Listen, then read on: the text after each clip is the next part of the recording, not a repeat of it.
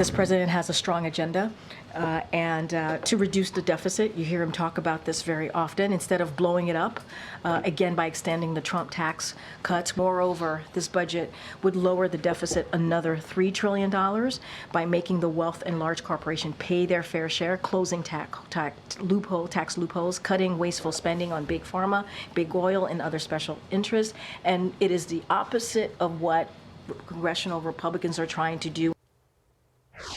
Did you just throw something at your TV? I don't blame you. As long as it was a solo cup, you won't break your television set.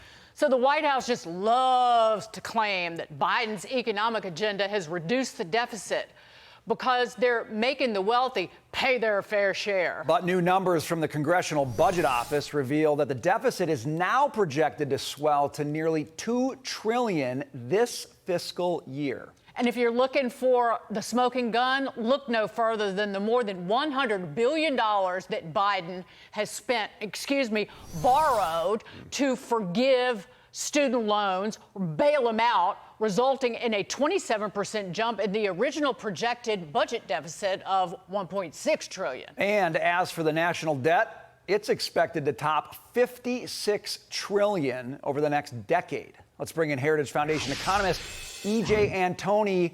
EJ, tell us what $56 trillion means for the American economy. Brian, it means a whole heck of a lot more inflation. Look, all government spending is paid for. This idea that we can just borrow and put it on future generations, that's true only to a certain extent. That's if we're borrowing from the public. But so much of what this administration has done, Brian, is borrowing through the Federal Reserve. In other words, the Fed is printing the money out of nothing. It's devaluing the dollar. It's causing inflation. And that is a hidden tax on people today that is paid today. And that is why the cost of living has exploded under the Biden administration.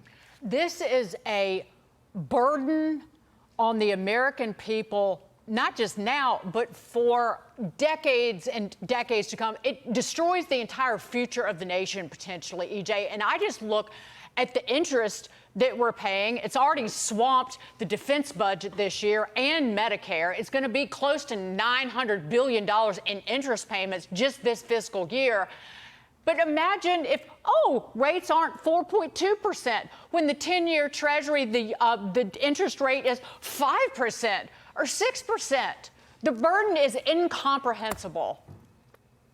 Oh, absolutely, Dagan. And you're right. Interest on the debt has already surpassed major categories like defense. But it's actually even worse than what CBO says or other groups, because even the Treasury uses what they call net interest, which frankly is a made-up category. It's not the real cost to service the debt. That's simply gross interest. What they do is they then subtract out a bunch of different revenue streams that the Treasury has and arrive at, again, this made-up category called net interest. In reality, we are already spending over $1 trillion a year just in interest on the debt. That's no roads and bridges. That's no hospitals, no schools. We're not talking military, nothing. It's just interest.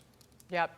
Moving on to this. According to the New York Times, this is a New York Times columnist, capitalism has, quote, gone off the rails, highlighting ideas in a book that he read, agreeing with the book's author, arguing against low interest rates and cheap money that helped give the rich a boost, certainly, prompting him to ask the question, what happens when both major parties are wedded to the two versions of the same failing idea? What happens when leading figures of both the progressive left and the populist right seek to compound the problem with even easier credit and more runaway spending? The answer, we are wandering in a fog, and the precipice is closer than we think. I reject this entire premise because the article is called How Capitalism Went Off the Rails. Printing money and cheap and easy credit that inflates asset prices and then crushes the bottom 20% is not capitalism, EJ.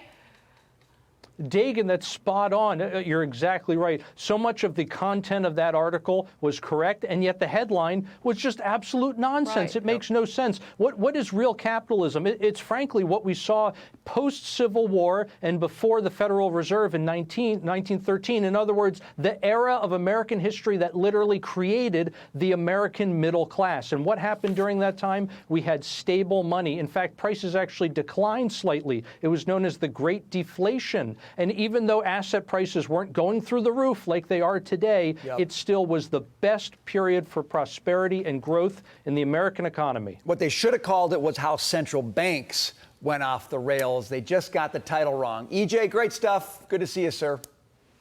You too.